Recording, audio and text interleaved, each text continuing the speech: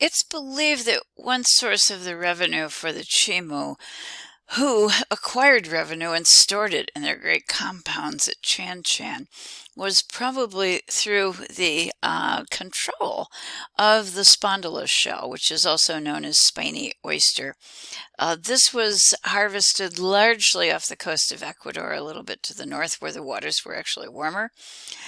Divers were trained who became specialists who could go underwater long enough they could hold their breath so that they could acquire quantities of them and then bring them to the surface. In addition to simply the value of these objects as luxury goods, and they're pretty amazing in terms of their intense color, twice a year there was a red tide event. It's an algae bloom. And what it does is cause toxins. And these toxins get into the oyster, the spondylus, basically. And if you consume that, then these toxins actually produce visions. Consequently, the spondylus shell also becomes associated with shamanism and the ability to see in another dimension. So they are important as luxury items, status items, and also as items linked to shamanism. In addition to that, they have a rather long pedigree. This is just a reminder that we saw these early on in Chavin. This is a supernatural from Chavin, and it is also an image of duality with a strombus and a spondylus, and the spondylus is located right here. It's the one with the projections on the surface, and for Chavin it was a ritual good, a luxury good. It also definitely had supernatural associations. This tradition continues, and any time we're engaging in a continued tradition related to culture and religion, it maintains a degree of cultural heritage and status to the new people who come along and embrace it. This is figure 158. It is in our textbook, and it is a gold ear spool. It's pretty clearly a luxury good. It is important to us in particular because it actually depicts an image of the diving activities that would acquire these spiny oysters. So let's take a closer look right here. This is in our textbook. I believe it's figure 155 and 156. I think you have a diagram of it as well, and I have one that is in color, might make it a little easier to see. This was clearly a luxury good because its diameter running across is 4 inches. So you're wearing, when you have these on, a pretty flashy ear spool that's going to reflect light and certainly going to comment on your status. It is covered in gold, and it would have belonged to the elite, and we think maybe the elite members of society who actually were in charge of the spondylus trade. In the imagery that's depicted, there are 4 divers, and I'm going to go up to the colored image. 1, 2, 3, 4. These folks are more or less below the water level, and that would be somewhere, this is the raft, so the water level is going to be somewhere in this region. So this is our raft. Here are our divers below. There's one bringing material up, and there's another bringing material up on the other side. This was an object that also lets us know, and it's an actually honest portrayal. We have the yellow here, and that is a reference to the sails. Okay, this is a raft. When do you put sails on a raft? Well, when you go into deep waters and you actually need to propel the raft to make sure that you're going to be able to engage to go forward and to get back home. So these sails are now rolled up so that the operation of diving can take place, because the spiny oysters were only found in deep water, so you had to go there to get them. In addition to that, you were going to have maybe a little competition. There are 2 birdies up at the top, and they're shown in purple. If you go over here, here's the body of the bird, and I do believe this is the tail of our birdie. So one on one side and one on the other side. And these were seabirds who would come up to the vessels that were diving for oysters, and what they would do is come down and try and actually steal the oyster out of the shell. Consequently, these birds became intimately associated with spondylus, and it became almost sufficient just to depict the bird and be able to convey the idea of seeking these shells and associations along with spondylus. What you're looking at right now, and that would be on the left, is a Chimu blackware vessel, and it's similar to figure 158. I'm sorry I couldn't get a picture that was a direct match to the image in the book, but this is close enough. These are the kinds of ceramic ware that Chimu is most associated with.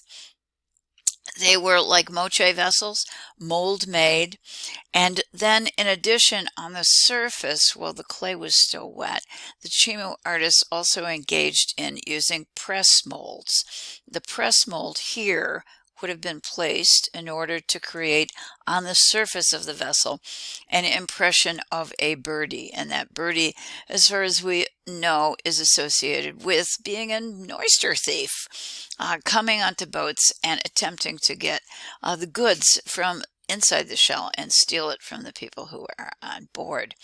If you aren't convinced by that, by just the birdie and the story of the birdie, if you look at the background, you're going to see all these little projections and up towards the shoulder of our vessel also.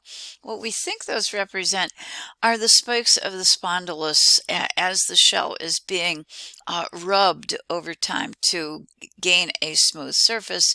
But in addition to that, the spikes of the spondylus shell were actually broken off and used to grind up to create a powder.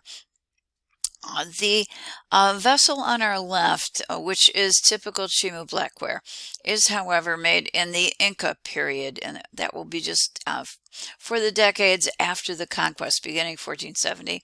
The Inca conquered the Chimu, and we can tell that because it's an Inca shape, and it also has a little lug, a little very simplified, very abstract feline head that's located on the shoulder of the vessel, kind of in the middle of it. So that helps us to know that this is under the control of the Inca. I have for us over here a fishy vessel that is more purely Chimu before the conquest, I believe at least, and I put that in so that you could see the difference. The Chimu tend to put a little decorative piece where the spout joins the stirrup. And perhaps that is symbolic, perhaps it's decorative, or perhaps it's practical to help the joint to seal and to come together. Regardless, it's typical of the Chimu love for blackware, which is often richly burnished, and it's also typical of the love that Chimu have for subjects dealing with the ocean. They were farmers, they were fishermen, and they often turned to the waters as subject matter in their art. This is a side view of that ear spool, and I just wanted to point out that there is a kind of reference to the moche, also known to have worn luxury goods that were ear spools, and in particular the moche design included gold balls that were around the edges. And I think you can see here that the Chimu artist have embossed the edges with circular shapes, referencing most likely the earlier moche designs. I do have for us figure 159, which is on the left, and this is a good example of another blackware vessel created by the moche. It is also kind of cool because it's one of their whistling vessels. As you go to pour it, it's double-bodied, so there are two chambers, one here and one here. As you go to pour it, the water level shifts, and as a result of that, it actually causes a whistling sound to occur. So you can think of these as a little bit more complex than simple vessels. You can also think of them as musical instruments if you would like to do that. What this depicts is a kind of anthropomorphic image of a spondylus shell. We have reference to the body of the shell right here with all of these pointed projections, and we get the little nubs in between. This spondylus shell, though, has a human head. Whoops, it also has arms. So it becomes depicted in the shape of the face of a woman, and we can identify that by the hairstyle that the lady is wearing. It is a spout with a bridge attached to the head of the lady. The idea of this vessel would again suggest the importance of the spondylus shell to Chimu and to the Chimu economy. In addition to that, I also want to show us the polished shell, completely polished. If you go up here to this one, you look at the surface of the shell. The nibs have all been removed, and the shell body itself has been brought to a very smooth surface. This has on top of it an inlay of birdies consuming fish, and it has a couple diamond shapes, and I would like to suggest that those might reference the pattern of fishing nets, which would have been used in Chimu. We've already seen that as latticework design at Chan Chan. The last point I want to make is this was incredibly associated with luxury and with power, wealth, and also probably with divinity or supernatural power. What do you do with all of those projections from the spondylus shell? Well, you break them up, you grind them, and you create a red powder. And that red powder was thrown on the ground by an individual whose job was to cover the ground in front of the Chimu king as he walked with this red powder. So it was associated also with kingship, with the king himself, and almost certainly with the divine, the believed to be divine nature of the king. I really have to show you this because it's pretty amazing. It's also located in the Metropolitan Museum of Art, so you could get a chance to see it. It is a collar completely made out of very small spondylus shells. So it would have taken a long time to make this and would have been certainly recognized immediately as a luxury good. It is deeply red or reddish orange in color, and it is simple and it is bold and dramatic. It would sit on your shoulders and be tied around the back of your neck. Your head, of course, would have gone right here. So it would have made an impressive statement as you went anywhere. In addition to that, it also incorporates the step and wave. The outline of this is actually in the step pattern, and then around the edges you can see the waves. So we have Andean duality that is incorporated into this rather striking and beautiful Chimu collar. Right about now, you might be wondering about the artists and the artisans at Chimu, and in particular at Chan Chan. They were commoners. They were respected, but they certainly didn't have an elite lifestyle. They actually lived in workshops that were kind of clustered around these compounds. I did put in my slide here, but not inside the compounds because, of course, they're not royals. They were valued, certainly valued enough that when the Inca come in and conquer Chimu in 1470, one of the first things they do is take all of the artisans and send them to Cusco. And Cusco is the capital of the Inca. So the Inca saw the skills of the artists and of the craftsmen and wanted that set of skills for themselves.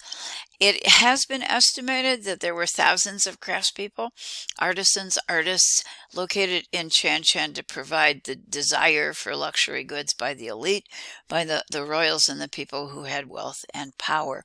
One number that I have, I don't know if it's right, but it's been suggested, is 12,000.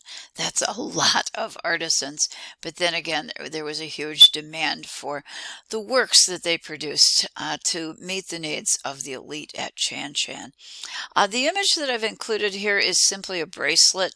It's one that I had made while I was visiting Cusco, and the thing that was interesting about this is that the system of artisans still living in their workshops would apply, because when I walked in, There was a whole family in a very small space.